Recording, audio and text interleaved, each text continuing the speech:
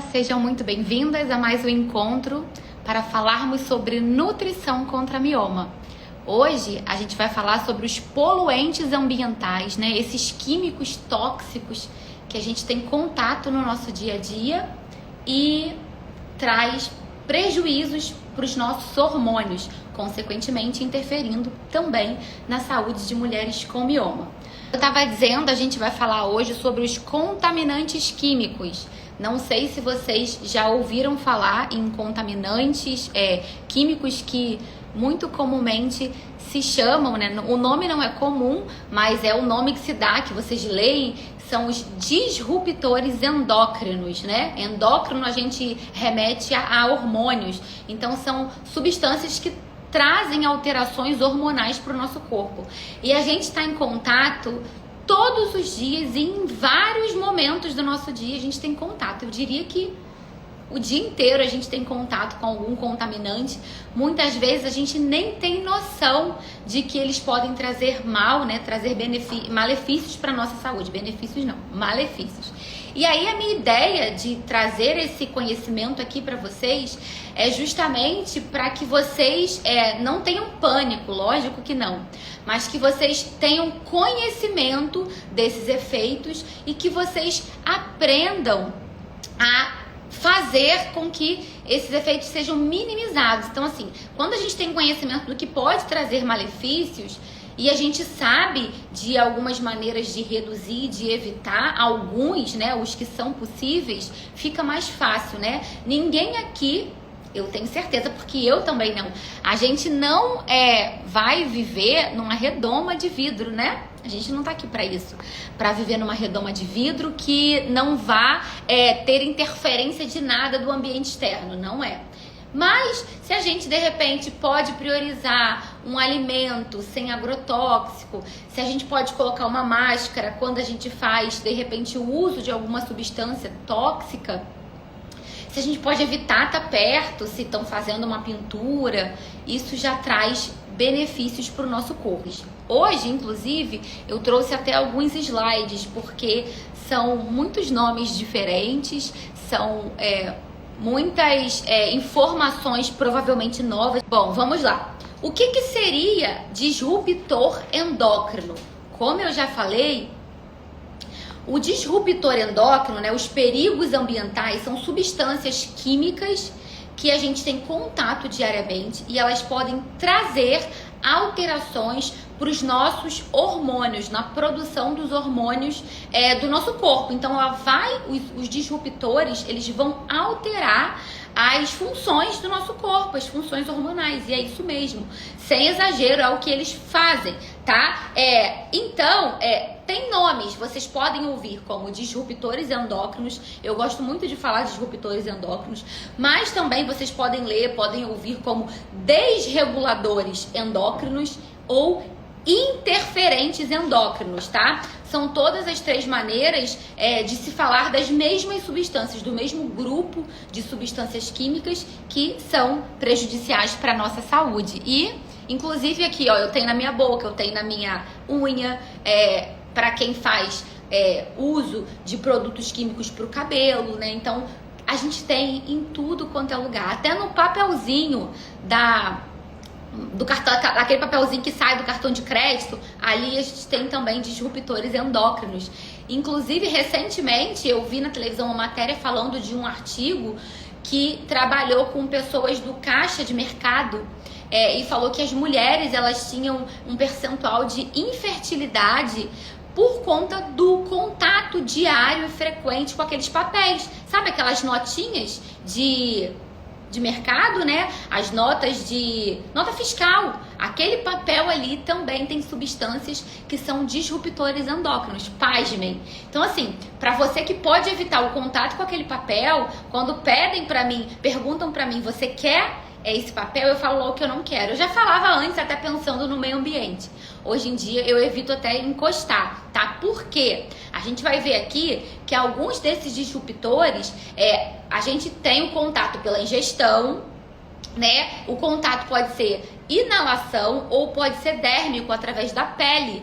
Então, Esses papeizinhos seriam um caso de um disruptor com contato na pele. Olha que incrível, né? Coisas que a gente consegue eliminar da nossa vida ou pelo menos minimizar o contato. Então, muitos desses poluentes químicos não é simplesmente me contaminei e acabou, não. Eles são contaminantes que vão persistindo e vão aumentando. O que seria a cadeia trófica? Vou eu lá, meu lado biólogo, explicar. Eles vão se acumulando conforme a cadeia. Por exemplo, a água está contaminada. A alga que está na água se contaminou com um poluente. O peixe que comeu a alga vai se contaminar numa magnitude ainda maior. E aí, nós, seres humanos, que comemos o peixe, vamos estar contaminados numa quantidade ainda maior, tá? Então, conforme vão passando os níveis tróficos, as cadeias, o último, né, que sempre é o ser humano, né? Não tô falando aqui de nós humanos, então nós sempre seremos os últimos da cadeia trófica. Então, a gente sempre vai ter um potencial de contaminação maior. Então, temos que ter cuidados, por isso que eu até dou dica. Quando eu estou em consulta, no curso, eu falo também numa aula, quando vocês forem comer peixe, optem sempre pelos peixes de menor tamanho. Por quê? Porque os peixes de maior tamanho, eles têm uma magnitude maior, mais tempo de vida, consequentemente, maior contaminação. Então, é uma dica que a gente pode ter, né? Optar por peixes menores, tá? Evitem comprar aqueles peixes grandões, porque esses são, quando contaminados, são mais contaminados do que os peixes pequenos, tá? E olha que interessante, né? Esses contaminantes químicos, eles podem vir de muitos lugares, inclusive, né, indústria, então queima, incineração de indústrias, eles podem vir dos materiais hospitalares. Então, os hospitais, quando fazem esterilização de materiais cirúrgicos, existe um produto que é utilizado que traz malefícios para a saúde das pessoas que trabalham, que fazem esse processo de esterilização. E essa esterilização, ela vai impactar no bebê. Porque, por exemplo, se uma mulher ou um homem trabalham nesses locais, eles vão ter seus espermas, seus óvulos alterados, e isso vai impactar no bebê. Quando, né, conseguem ser pais, isso pode impactar na saúde dos bebês. Olha que interessante, como é que não é simplesmente só você, é você, o que sua mãe fez, o que sua avó fez, e o que você faz vai impactar em gerações para frente, nos seus filhos, nos seus netos. Então, assim, um pouquinho que a gente consiga fazer, meninas, é importante para nossa saúde. Não é terrorismo, tá? Jamais é terrorismo, é justamente informação. Porque com a informação vocês conseguem agir da melhor maneira possível, tá? E olha uma história que eu quero contar pra vocês, como é que foi descoberto, como é que passou a ser descoberto essa história dos contaminantes aqui no Brasil, né? Os primeiros relatos são lá da década de 50.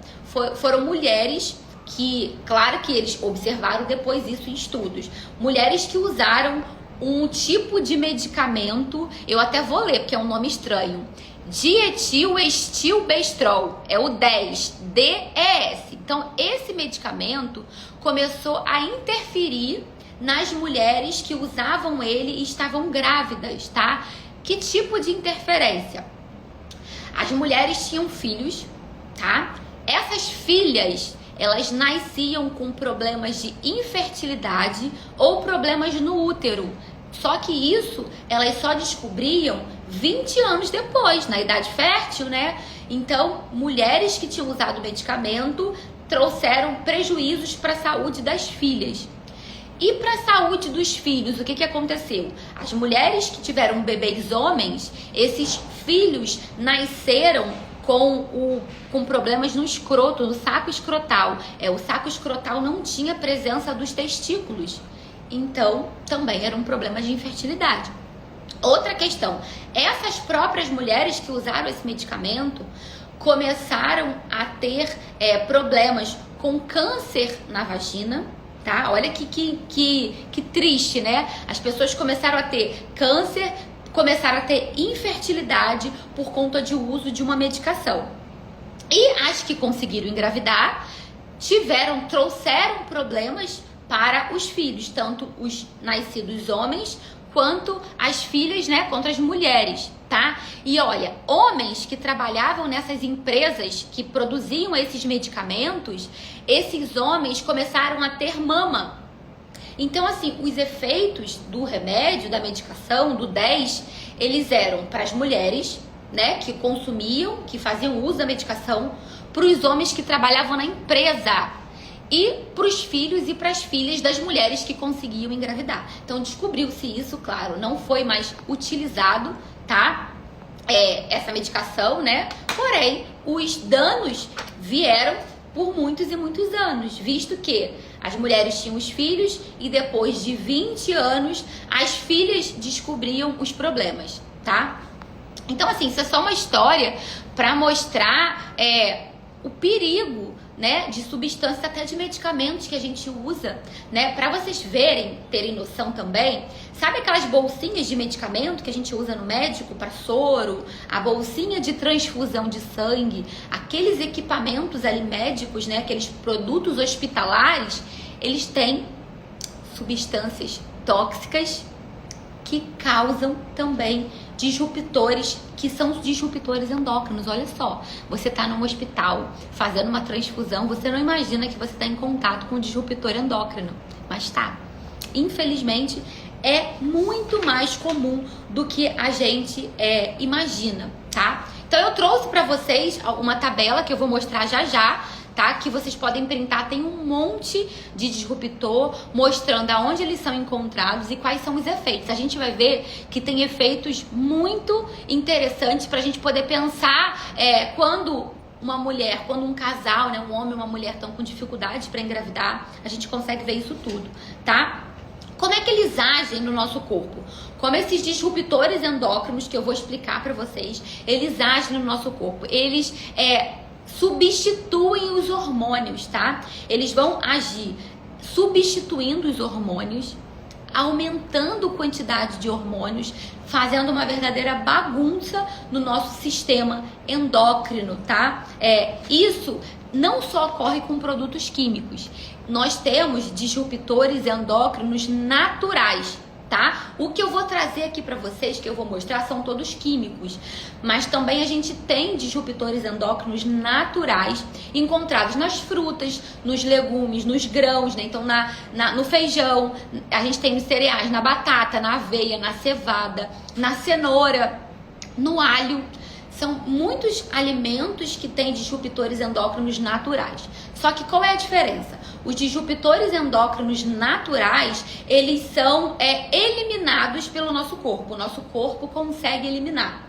Os disruptores endócrinos artificiais, os químicos, eles entram no nosso corpo e são aderidos às nossas gorduras. Então, é um caminho sem volta. Eles vão se acumulando no nosso corpo e vão passando, tá, para as próximas gerações. Por quê?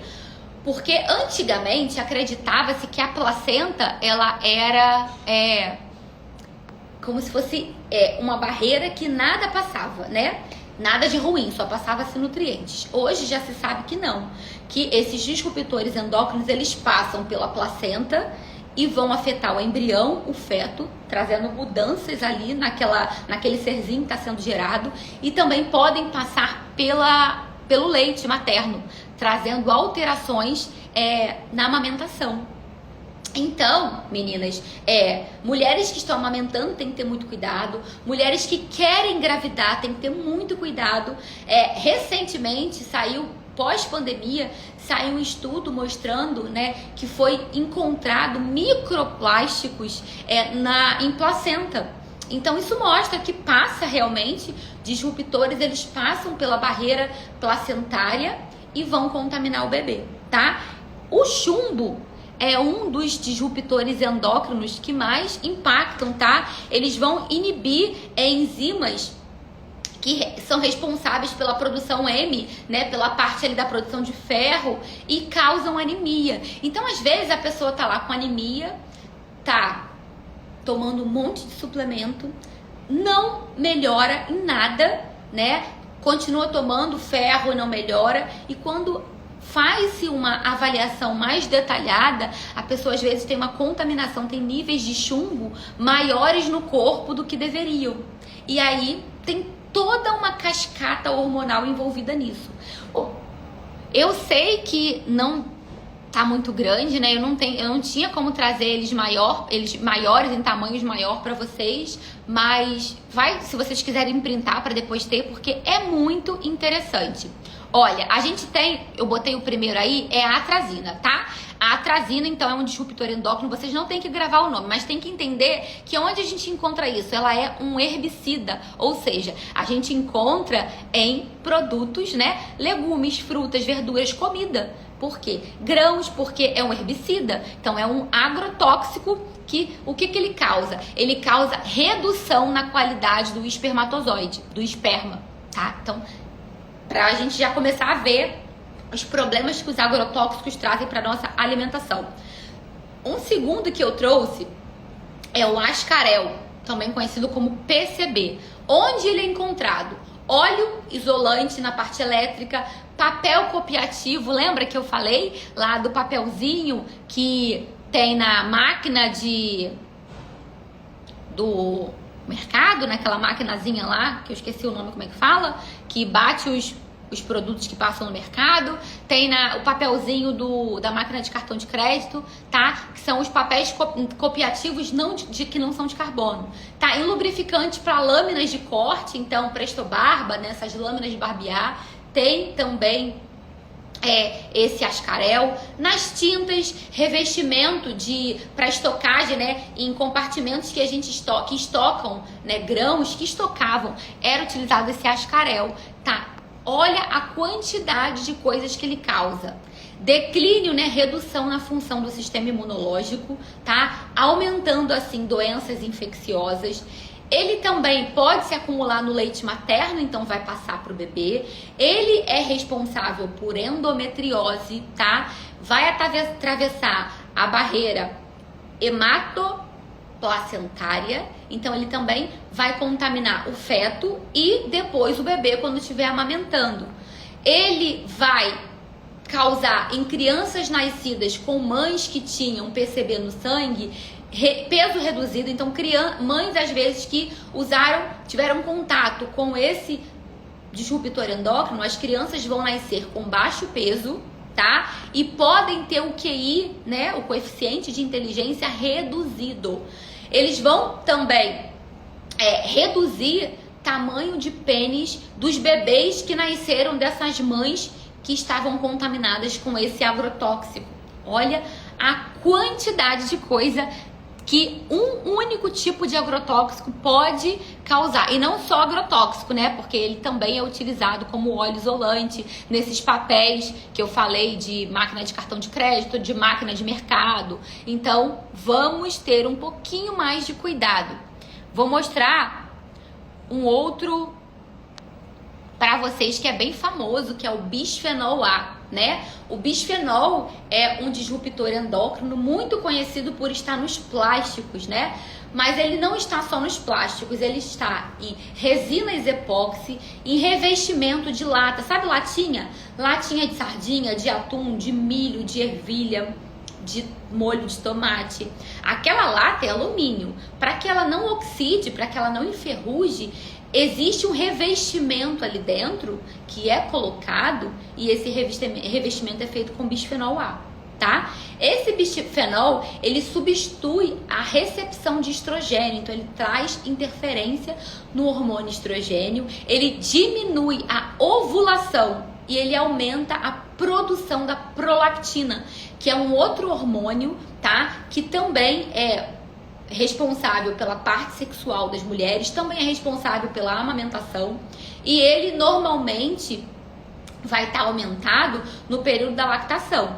Porém, mulheres, às vezes, que estão com distúrbios hormonais, elas têm a prolactina aumentada, inclusive mulheres que têm mioma, tá? O BTX, né? Eu botei o benzeno em roxinho porque o benzeno é um tipo de disruptor endócrino que ele através do contato com a pele, ele já contamina. A gente não precisa ingerir ou respirar. Só em ter contato com a pele, ele já vai causar problemas na nossa saúde. E onde a gente encontra? Em tintas, em solventes, em gasolina, em removedores, tá? E o que eles trazem? Anomalias menstruais, tá? Como sangramentos excessivos, e intervalos alternados de ciclos menstruais. Então, mais aí, um disruptor endócrino relacionado diretamente com a saúde, né, feminina, com a modulação de hormônios que vão trabalhar no ciclo menstrual, no ciclo de fertilidade da mulher, né? Porque quando a gente altera o ciclo menstrual, a gente vai estar alterando toda essa parte da fertilidade feminina, tá? Então, é encontrado na corrente sanguínea e eles vão se fixar nos glóbulos vermelhos, que são as hemácias, que são as células responsáveis por carregar o oxigênio, tá? O carbaril é um outro inseticida que a gente encontra também em produção de alimentos, né? Nos agrotóxicos. São também uma classe de agrotóxicos, os carbaril, e o que eles fazem? Eles inibem a acetilcolinesterase. O que é isso? O que é acetilcolinesterase? Ela é uma enzima importante na transmissão dos impulsos elétricos. Então a gente pode ter questões relacionadas a problemas neuronais, tá? A problemas de impulsos elétricos por conta de um agrotóxico. Também pode causar hipotireoidismo. Então, problemas nos hormônios da tireoide, acarretando, né, deficiências na mulher também.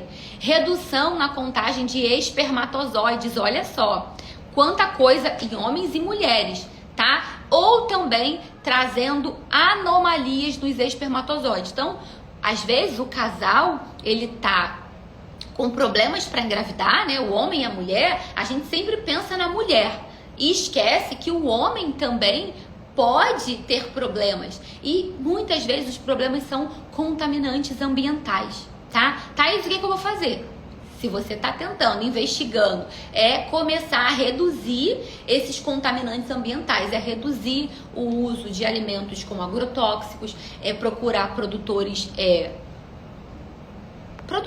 pequenos produtores de alimentos orgânicos para você consumir, fazer o processo que eu já ensinei aqui no Instagram, que reduz em mais de 60% os níveis de agrotóxicos. Então a gente pode fazer isso, a gente pode, se não tem como utilizar alimentos orgânicos, fazer esse processo de higienização. Eu vou até postar aqui depois nos stories, repostar, para vocês terem esse passo a passo, porque aí reduz os níveis de agrotóxicos dos alimentos.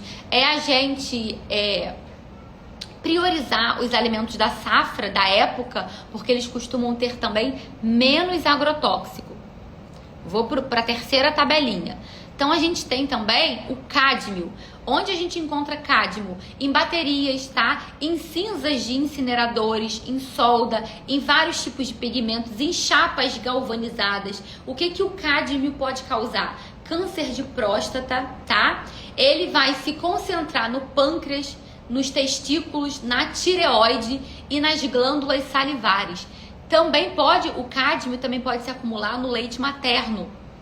E pode causar atrofia nos testículos, isso em homens, né? Redução no volume do esperma e também pode causar tumores. Outro disruptor é o chumbo. Lembra que eu falei do chumbo, que ele é um dos mais perigosos? Onde o chumbo está encontrado? Em baterias, em pigmentos, tá? Na parte de gasolina de aeronaves, em primers. Então ele é muito utilizado e olha a quantidade de coisa que o chumbo pode trazer. Ele reduz qualidade e quantidade de espermatozoides, ele pode trazer alterações na tireoide, né? E com isso causar o hipotireoidismo. Ele se acumula no leite materno, então vai passar para o bebê que está amamentando. Ele pode trazer atrofia dos testículos, reduz também a quantidade de esperma, ele se acumula nas glândulas tireoide, adrenais, pituitária, testículos e ovários. Então ele causa, os ovários, né, nas mulheres são responsáveis pela produção do estrogênio, da testosterona, do estrogênio, da progesterona. E nessa alteração causada pelo chumbo, todos esses hormônios vão estar alterados, tá? Ele passa pela placenta, o chumbo, por volta da 12ª, 14ª semana. Então, no primeiro, iniciozinho do segundo trimestre e no final do primeiro trimestre, início do segundo trimestre, o chumbo pode passar pela placenta e ele vai atingir o cérebro do feto. Olha o dano. Ele pode também causar abortos, nascimentos de bebês mortos, então a gente chama de natimortos, são bebês que vão nascer e vão morrer, tá? Diminuição no crescimento depois que o bebê nasceu, ele vai ser um bebê que vai crescer menos, ele pode nascer de prematuridade e também aumenta a taxa de má formação do feto. Então, meninas, vocês que querem engravidar, né? A gente já tem a questão do mioma que já atrapalha. Que pode atrapalhar, né? Se você quer engravidar, tem que cuidar desses efeitos, né? Desses poluentes ambientais, tem que reduzir o contato. Eu vou mostrar pra vocês que a gente pode reduzir o contato com de outras maneiras, tá? A gente tem também os pentaclorofenol, que são chamados de PCF, tá? Onde a gente tem em madeiras, fungicidas, bactericidas e tintas, ou seja, também são utilizados os pentaclorofenol em agrotóxicos, tá? E o que eles vão causar? Alterações nas glândulas sudoríparas, nas glândulas produtoras de gordurazinha, que pode causar acne, tá? Elas vão trazer problemas de pústula na pele, concentrações nas glândulas adrenais, podem causar aumento do tamanho do fígado, que é a hepatomegalia, aumento da atividade de enzimas, que vão resultar em mutações, tá? Câncer, anemia plástica, problemas nas células, então vai causar anemia.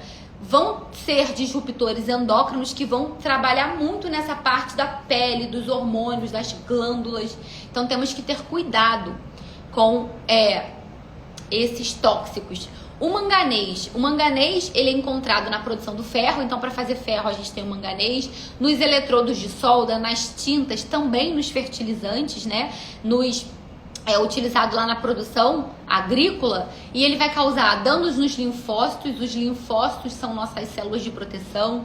Pode também causar mal de Parkinson, impotência sexual.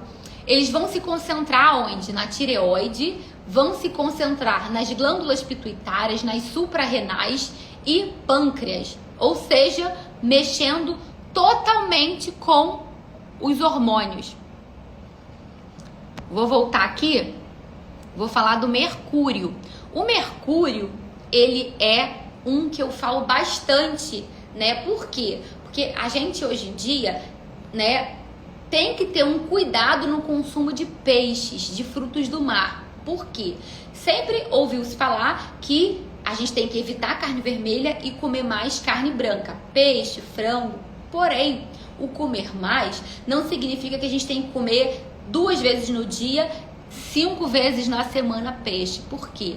Porque os peixes, eles podem estar contaminados. As indústrias, elas, né, podem liberar no solo, no lençol freático e vai chegar no mar substâncias tipo mercúrio, tá?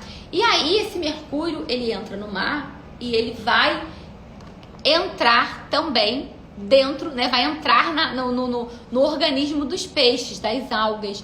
E se você é uma pessoa que come um peixe contaminado e ama comer peixe e come peixe todo dia, quando você está gestante ou se você quer engravidar, não é interessante que você faça uso de peixe todo dia. Calma aí, Thaís.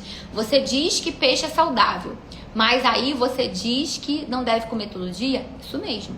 Hoje em dia a gente tem que ter um cuidado com o uso dos peixes, porque os peixes podem estar contaminados com mercúrio, e o mercúrio ele causa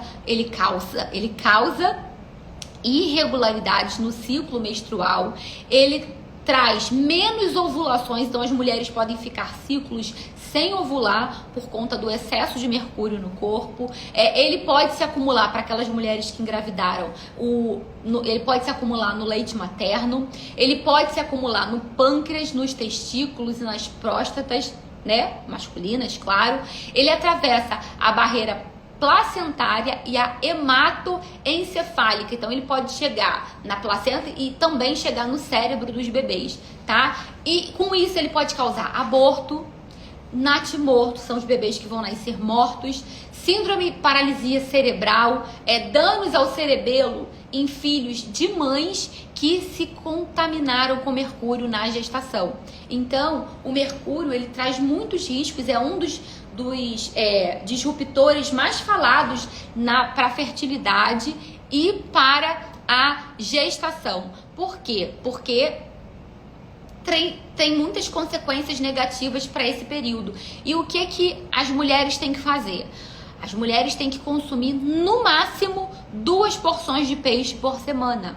Evitar consumir mais do que isso. Por quê? Porque a gente não tem como saber se o peixe é contaminado ou não. Se ele não fosse contaminado, a gente poderia comer peixe todo dia. Partindo da premissa que ele pode ser contaminado, a gente tem que evitar o excesso. Então é rodízio, é comer peixe, é comer frango. A carne vermelha a gente vai evitar por conta dos miomas. E Thaís, o que eu faço? Come ovo, não come proteína animal, fica um dia comendo só proteína vegetal, que são as leguminosas. Então a gente tem que ir variando para não ficar só consumindo uma única coisa, tá? Porque a gente já viu que de fato o mercúrio é bem prejudicial para a fertilidade, para a parte hormonal e para os bebês.